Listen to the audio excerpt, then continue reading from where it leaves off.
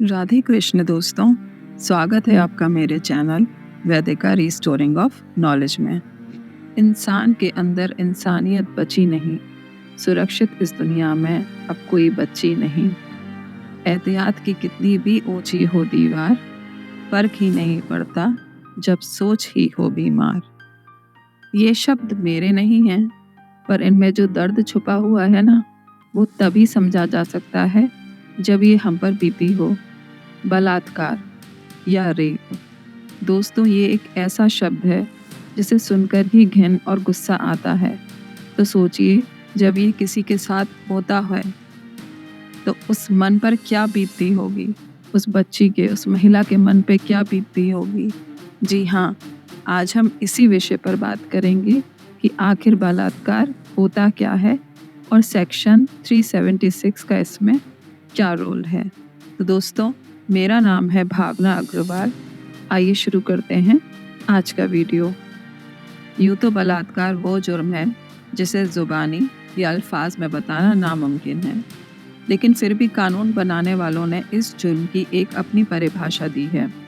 और उस कानूनी परिभाषा के अनुसार जब कोई पुरुष किसी भी महिला के साथ उसकी इच्छा के विरुद्ध, उसकी सहमति के बगैर, उसे डराकर या धमकाकर, दिमागी तौर पर कमज़ोर या मानसिक तौर पर पागल महिला को धोखा देकर, शराब या किसी भी नशीले पदार्थ के असर में लाकर उसके साथ संबंध बनाता है, तो उसे बलात्कार कहा जाता है। धारा 376 क्या है? भारतीय दंड संहिता, जिसे हम सब IPC यानी कि इंडियन पैनल कोड के नाम से जानते हैं, उसकी धारा 376 है, जिसके तहत जब भी किसी महिला के साथ जोर जबरदस्ती शारीरिक संबंध बनाया जाता है, उसे बलात्कार मानते हुए इसी श्रेणी में दर्ज किया जाता है। और जब इस मामले को अदालत की कार्रवाई के लिए रखा जाता है, तो धारा 376 के तहत मुकदमा दर्ज होता है। तो इस वीडियो में अब तक हमने ये समझा कि आखिर रेप क्या होता है। तो चलिए अब बात करते हैं कि ये कितने प्रकार का होता है, ये कितने टाइप्स का होता है। Date rape. इस बलात्कार की सबसे बड़ी बात ये होती है कि लड़की या महिला का कोई दोस्त ही होता है या फिर उसका कोई साथी ही होता है जो इस केस में रेप या बलात्कार करता है। डेट रेप के अंदर दो जोड़े जो आपस में एक दूसरे को अच्छी तरीके से जानते हैं, वहाँ पर महिला के साथ उसकी इच्छा के विरुद्ध संबंध बनाया जाता है। यह एक छुपा हुआ बलात्कार होता है जिसके बारे में महिला किसी को नहीं कह सकती, क्योंकि डेट करने का फैसला उसका ही था, लेकिन संबंध बनाने का फैसला उसका नहीं था। अब यदि हम मान लेते हैं कि यह कोई महिला किसी जानकार के साथ डेट कर रही है और उसी का वह फ़ायदा उठाकर मौका मिलने पर उस महिला का रेप कर देता है, वो महिला उसका विरोध करते हुए अगर पुलिस के पास जाती भी है, तो कहीं ना कहीं उसकी ही बेइज्जती होती है, उसकी ही इज्जत के साथ खिलवाड़ किया जाता है।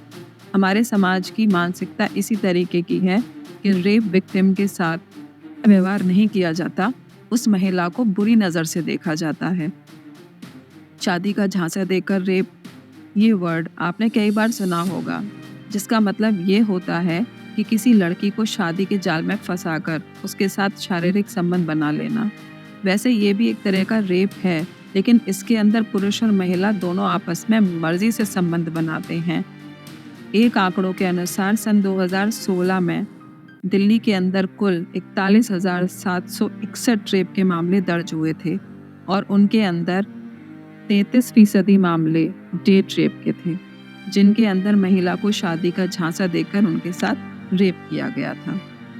इस तरह के रेप को रोकने का एकमात्र तरीका यही है कि महिलाओं को सावधानी रखनी होगी, और यदि उनको विश्वास हो जाए या उनका साथी उनको कभी धोखा नहीं देगा, तभी उसके साथ वो संबंध बनाने के लिए तैयार हो, जो कि मुझे तो लगता है कि वो काफ़ी मुश्किल है जज करना।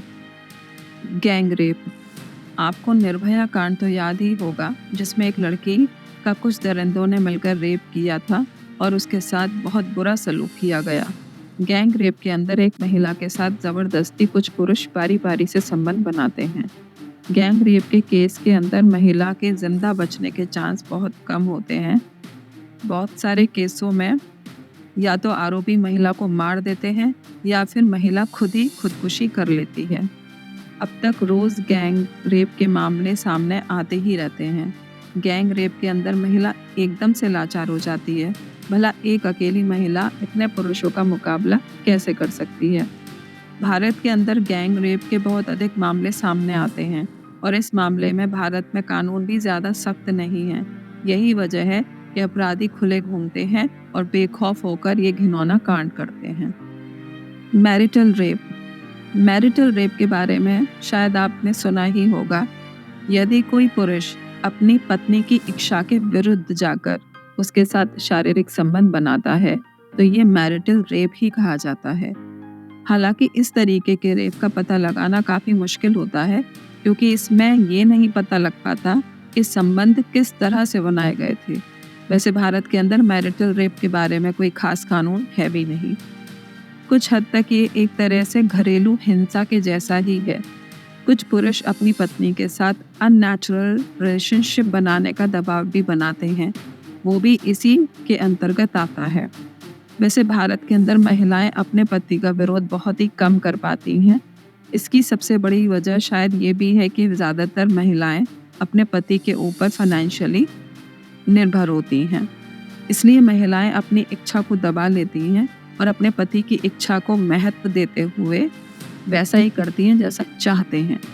वैसे भारत के अंदर मैरिटल रेप को रोकने का कोई प्रावधान नहीं है। धारा 376 के अंदर ये बताया गया है कि अगर पत्नी की उम्र 12 साल से कम है तो उसके साथ संबंध बनाना कानूनी अपराध के अंदर आता है। सीरियल रेप का मतलब होता है कि कोई ऐसा व्यक्ति जिसे रेप करने की लत लग चुकी है और वह कई रेप कर चुका है, जिसके अंदर कई महिलाएं भी उसका शिकार हो सकती हैं या फिर बच्चियां भी। ब्रिटेन के एक खतरनाक सीरियल किलर और रेपिस्ट रिचर्ड हकल को किसी ने जेल के अंदर मार दिया था। इसके बारे में ये बताया जाता है कि इसने 200 से अधिक बच्चियों के साथ रेप किया था और इसको 25 साल की सज़ा भी मिली थी। इस रेपिस्ट की डायरी के अंदर लिखा था कि मुझे महिलाओं से रेप करना बहुत अच्छा लगता है। हालांकि इस तरीके के रेपिस्ट बहुत कम होते हैं। एक सीरियल रेपिस्ट एक तरीके का मानसिक रोगी ही होता है।